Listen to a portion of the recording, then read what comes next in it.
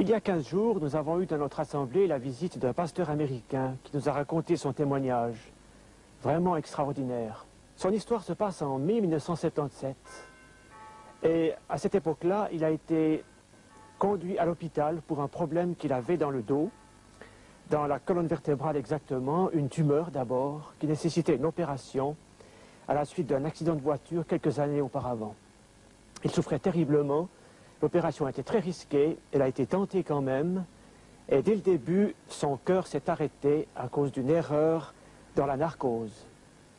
Alors ils ont essayé de faire repartir le cœur par un massage cardiaque énergique, par des piqûres, et à 3 reprises le cœur est reparti un petit peu, et puis s'est arrêté définitivement. La respiration s'est interrompue, ainsi que tout fonctionnement du cerveau. Il a été déclaré cliniquement mort. Sa femme a été avisée de ce qui s'est passé par le médecin-chef, et puis, comme elle travaillait aussi dans la partie médicale, elle a prié quelques instants, elle a dit « j'aimerais bien qu'on continue à faire fonctionner le cœur ». On a essayé alors une méthode tout à fait nouvelle, c'est d'abaisser la température du corps, sensiblement, et puis de continuer à faire marcher le cœur avec des appareils, ainsi que toutes les fonctions du corps. Le cerveau était complètement mort à ce moment-là. Quelques heures se sont passées, les médecins ont demandé à l'épouse de pouvoir interrompre les traitements. Ils ont dit que si Tom Scarinci, c'est son nom, revenait à la vie, il n'aurait plus de vie normale, ce serait comme un légume, si vous voulez. Mais la femme a persisté dans sa foi et sa confiance en Dieu. Elle a demandé qu'on maintienne encore une vie, même artificielle, en faveur de son mari. Elle avait la foi pour cela. Quelques heures plus tard, les médecins se sont adressés au restant de la famille, pensant que la femme perdait un peu la tête, perdait la raison même. Mais elle a persisté encore. Ceci a duré non seulement plusieurs heures, mais plusieurs jours. En Amérique, vous pouvez, sur votre passeport, inclure à l'arrière une feuille qui indique que vous remettez votre corps à la science, certains organes de votre corps, ou bien même le corps tout entier. C'est ce que Tom Scarinci avait fait. Je tiens là dans mes mains son témoignage qui a été écrit en anglais, qui n'est pas encore traduit ni édité en français. Et il raconte tout cela dans ce livre merveilleux.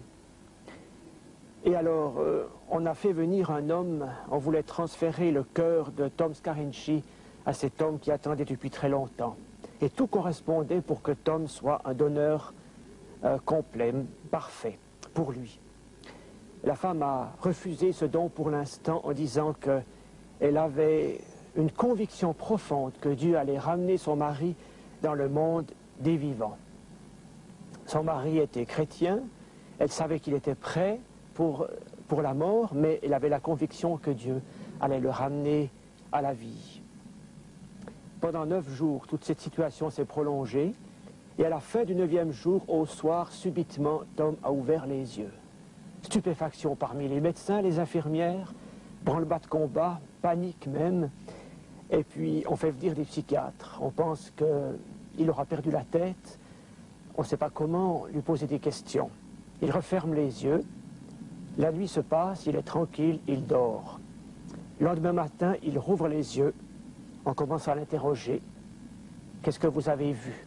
Et il raconte qu'il n'a pas senti vraiment sa vie sortir de son corps, son âme, mais il s'est senti quand même partir, et à un moment donné, il a vu une forme lumineuse, il a vu Jésus dans le fond, et il a dit à Jésus, voilà tout ce que j'ai fait pour toi. Jésus lui a dit, voilà ce que tu as fait dans ta vie, et il lui a montré comme dans une vue panoramique tous ses péchés. Il était effondré, il a pleuré. Et alors Jésus lui a dit, mais je t'ai pardonné.